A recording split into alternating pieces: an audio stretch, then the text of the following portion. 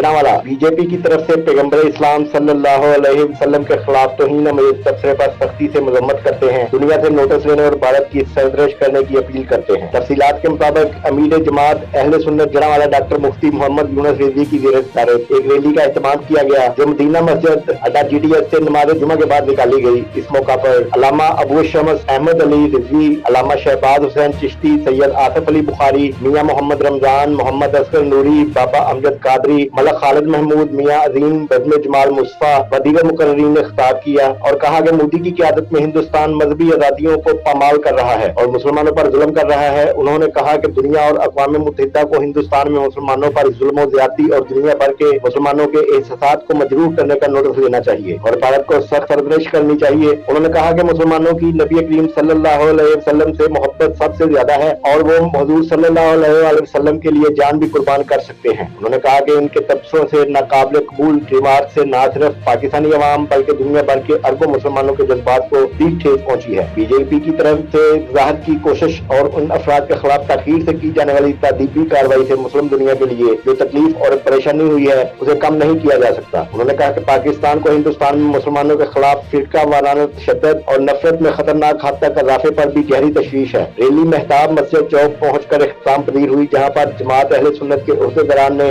आलम इस्लाम को करारदाद पेश करते हुए कहा कि हुर्मत रसूल सल्लल्लाहु अलैहि वसल्लम के लिए यकजा होकर अपना किरदार अदा करना चाहिए।